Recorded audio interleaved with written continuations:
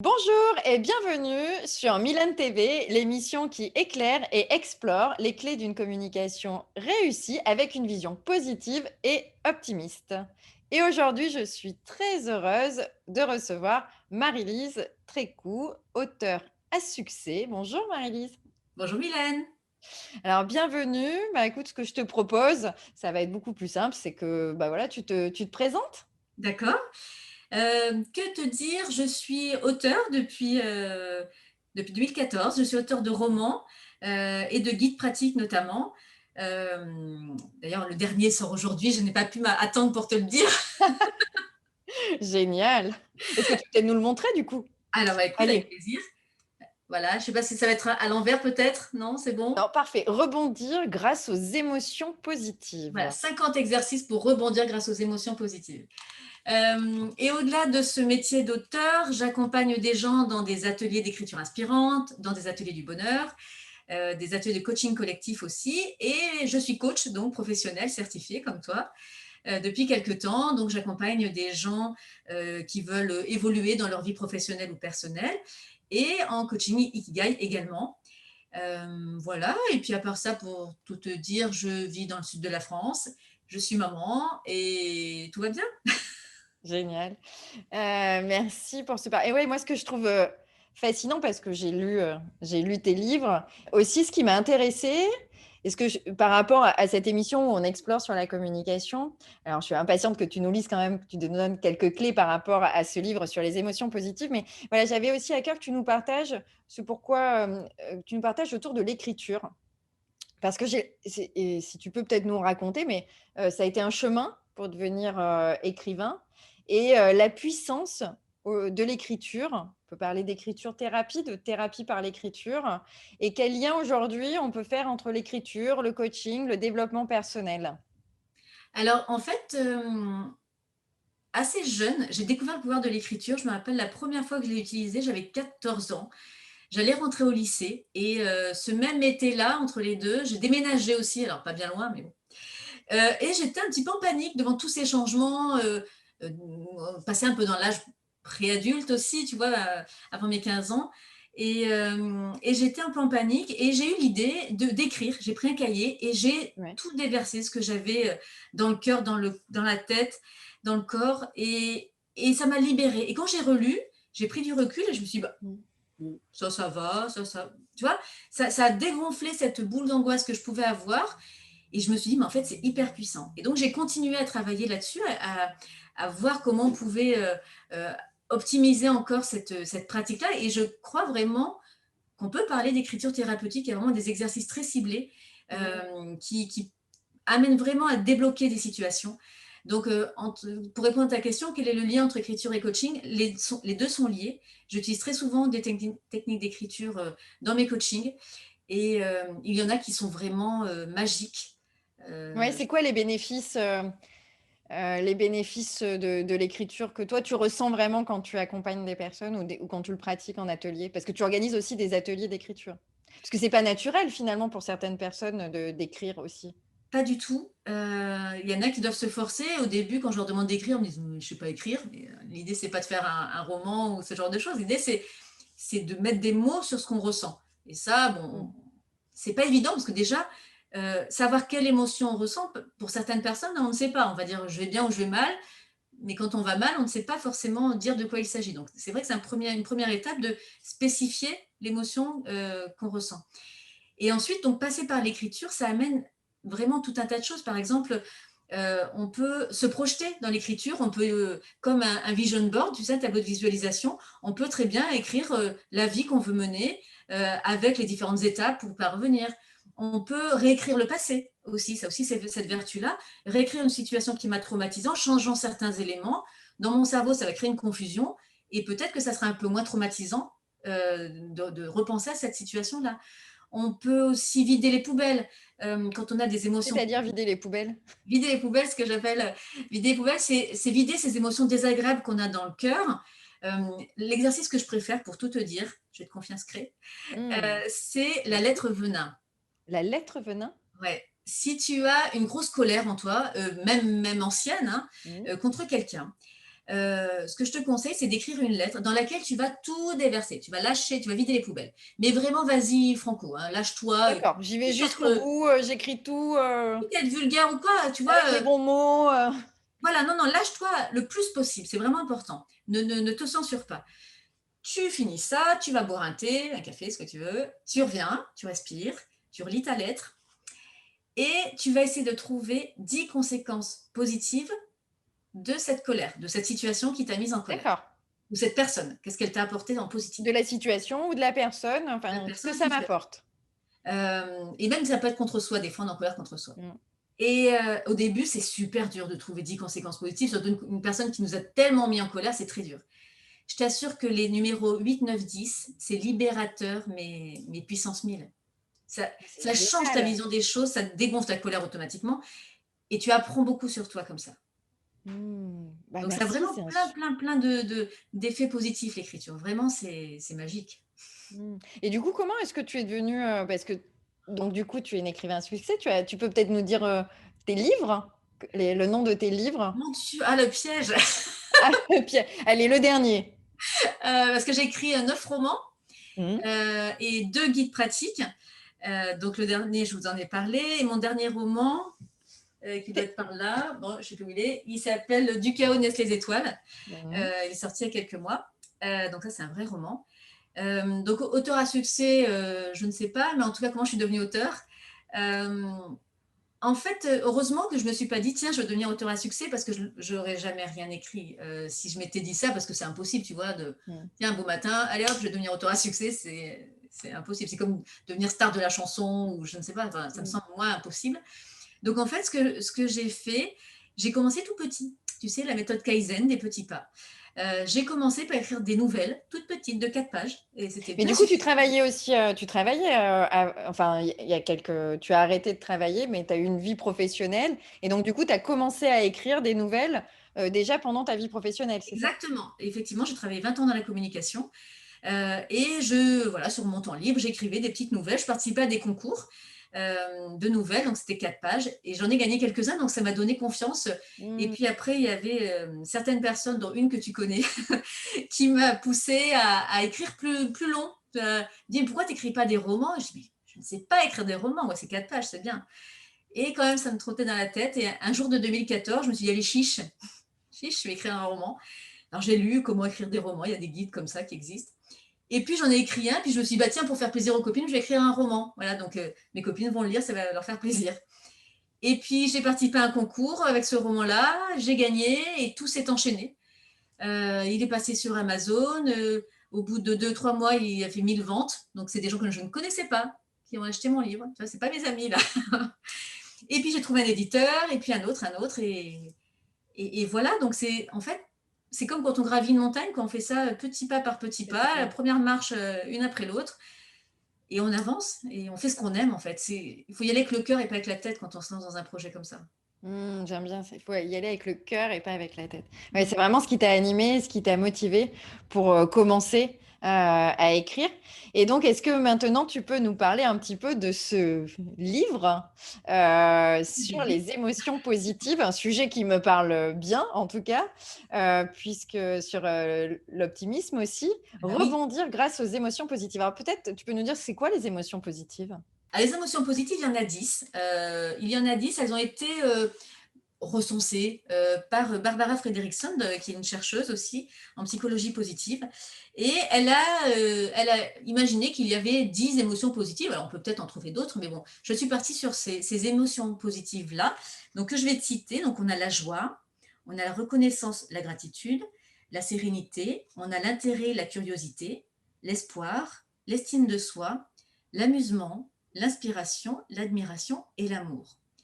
Et en Mmh. fait, ce que Barbara Fredrickson explique et ce que j'ai expérimenté moi dans mes coachings et pour moi-même, clairement, c'est que ces émotions positives-là pouvaient servir d'antidote à nos émotions désagréables.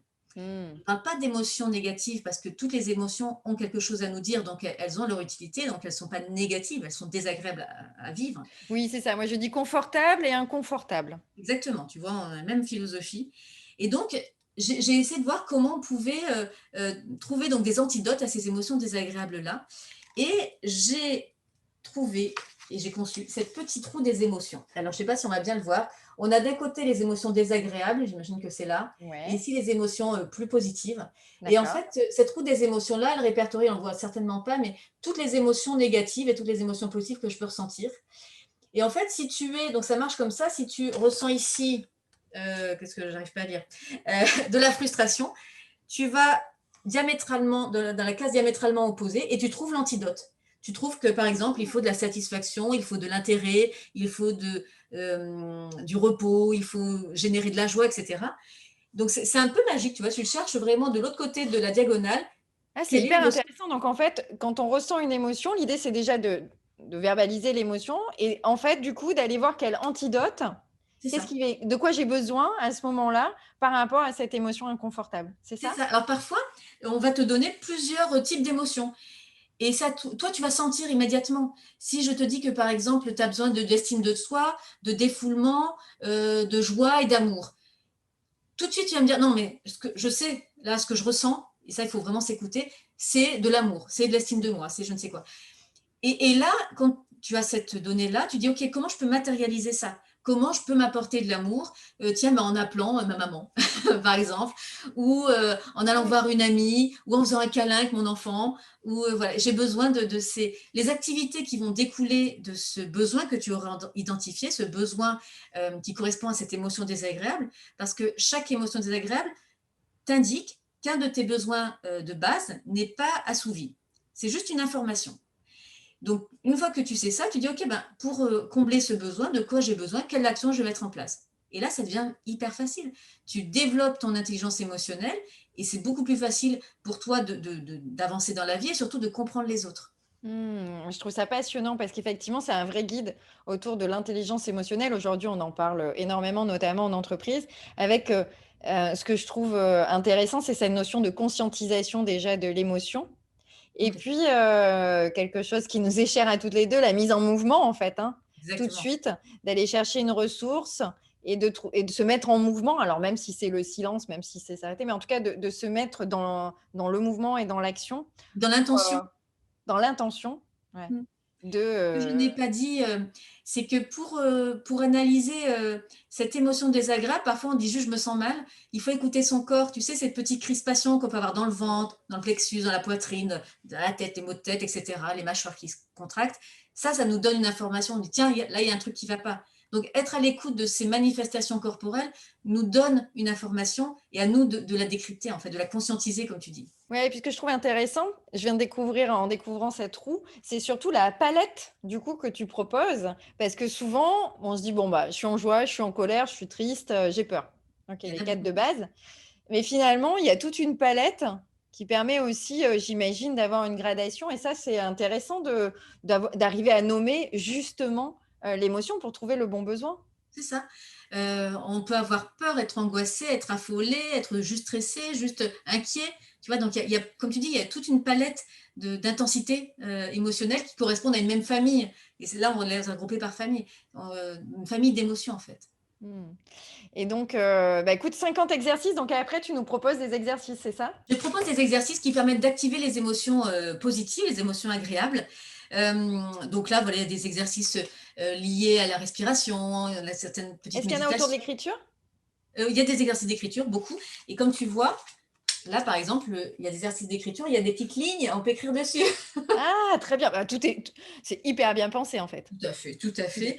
Il y a une technique, tiens, si tu veux, je te donne une technique qui marche hyper bien pour faire tomber le stress en 2 minutes chrono. Ça t'intéresse? Oh bah, je sais pas, mais bon, oui, oui, je vais prendre. Je sais pas Un pourquoi, je truc, pense que ça peut m'être utile. un truc qui a marché pour moi dans les dernières années où je travaillais, pour tout te dire, et où j'avais un peu la boule au ventre en allant travailler.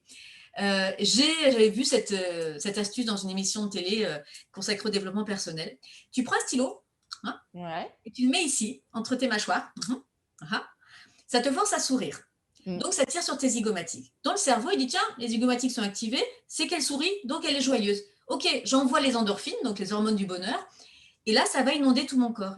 Et les endorphines ne peuvent pas cohabiter avec le stress ou avec la peur. Et donc, finalement, je vais être submergée par ces endorphines. Il faut au moins 2 minutes, quand même, voire plus, pour certaines personnes qui sont vraiment en état de stress, Au bout d'un moment, tu n'auras plus besoin du stylo, parce que c'est vrai qu'on n'a pas l'air très futé avec ce stylo. Mais ça sera plus indispensable. Mais je t'assure que bon, moi, j'ai 20 minutes de trajet, j'avais pour aller travailler. J'arrivais, je me garais, ça allait, quoi. J'avais plus la boule au ventre, j'étais plus détendue, plus calme. Tu conduisais avec le stylo dans la bouche. Au début, ouais. Génial.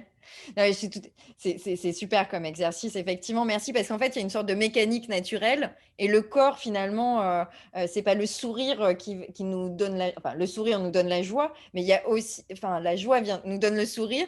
Je vais y arriver. Non, Mais mais c'est c'est ça. le sourire qui va être à la base de la joie aussi, en fait. C'est exactement ça, en fait. C'est ça qui est marrant, c'est que nos émotions provoquent des choses dans notre corps, mais notre corps provoque des choses dans notre cerveau. C'est comme les power postures, j'en parle aussi dans le livre. Quand tu as cette posture de Wonder Woman où tu mets les mains sur les hanches, où tu lèves les bras en signe de victoire, etc., notre corps, il dit, ah bah tiens, c'est marrant, ça lui donne un message à lui aussi. Et il se cale. Il se cale avec cette émotion-là. C'est génial. C'est passionnant et c'est encore plus, enfin encore plus, je sais pas encore plus, mais c'est vrai qu'avec tout ce qui s'est passé cette année, avoir des choses aussi, parce que c'est finalement, tu dis 2 minutes, mais 2 minutes, c'est pas très très long finalement, et ça nous permet tout de suite de changer de De switcher. physiologie, d'état émotionnel de manière assez rapide. Et après, bien sûr, sur le long terme à le cultiver. Et ça, je trouve ça vraiment intéressant en fait. Ouais, même De après se une réunion qui t'a... responsabiliser aussi sur Exactement. nos émotions et sur notre capacité à évoluer. Ouais. Voilà, on arrête de les subir, on prend notre responsabilité. Génial, merci. Et merci pour ce partage en avant-première du coup. Et j'ai envie de te demander, on parle aussi de communication ici. Pour toi, c'est quoi l'ingrédient? Parce que du coup, tu fais aussi pas mal de communication. On peut te suivre sur les réseaux sociaux. Je mettrai tout en dessous de l'interview. Vous avez tous les liens pour retrouver les informations de Marie-Lise. Mais du coup, ce serait quoi pour toi les ingrédients d'une communication réussie? Ou l'ingrédient secret d'une Ouais, il n'est communication pas réussie? super secret. Hein? Il n'est pas super secret l'ingrédient parce qu'il est tellement, enfin, il me semble tellement évident que pour moi, même la communication de soi à soi, tu vois, Bah oui, oui, bien sûr. c'est l'écoute. Tout à l'heure, je te disais écouter ses émotions à l'intérieur de soi, écouter les manifestations corporelles, mais dans une communication interpersonnelle, c'est exactement la même chose. C'est d'être vraiment à l'écoute de la personne, de son verbal et de son non-verbal, c'est-à-dire ce qu'elle manifeste avec son visage, avec sa crispation peut-être des sourcils ou ses mains, etc., le paraverbal, la façon dont elle dit les mots, quels mots elle choisit, etc. Donc, c'est vraiment être à l'écoute de la personne sans chercher à lui imposer des choses, c'est être une écoute vraiment active et neutre.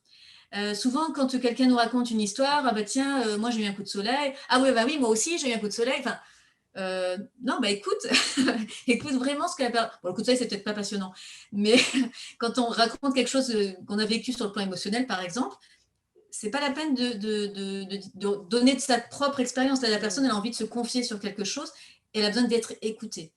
Donc, pour qu'une communication soit réussie, il faut que l'écoute soit réciproque et réelle et sincère et bienveillante, Hmm, à mon merci. sens. Écoute, réelle, sincère et bienveillante. Ouais, c'est un bel ingrédient secret, ouais. Ouais. Merci à toi. Je vais te laisser le mot de la fin aussi. Par rapport, voilà, le mot de la fin, c'est qu'est-ce que tu as envie de partager avec nous? Alors, tu vois, tout à l'heure, je pensais à ça et il y a une citation qui m'est venue en tête, qui est très juste pour moi en ce moment. Et je voulais la partager avec vous. C'est une citation d'Einstein, si je ne me trompe pas. C'était la folie, c'est de faire la même chose en s'attendant à un résultat différent. Hmm. Et ça, c'est très vrai. Parfois, j'ai besoin de me le rappeler parce que parfois, je fais la même chose et je ne comprends pas. J'ai toujours le même résultat. Et en fait, quand quelque chose ne marche pas dans votre vie, pensez à ça et dites, OK, le petit truc que je peux changer pour que ça se passe mieux? Et si j'essayais autre chose? Alors, ça demande parfois de sortir de notre zone de confort, mais parfois pas. Et en tout cas, ça nous ouvre un champ des possibles beaucoup plus intéressant. Donc voilà, osons, essayons, ayons de l'audace pour changer notre façon de faire, notre façon de penser, notre mécanisme de pensée aussi, et voyons ce que ça peut nous apporter. Merci pour ce partage. Merci beaucoup, Maryse. Écoute, je te souhaite plein de réussite. Longue vie et belle vie à ce dernier bébé, 50 exercices pour rebondir grâce aux émotions et puis à tout aussi ton activité. Merci pour ce partage en authenticité, Mm. et en joie. Oui. Et puis voilà, et puis je te dis à bientôt. Merci. Merci beaucoup, Mylène. À bientôt. Merci, au revoir.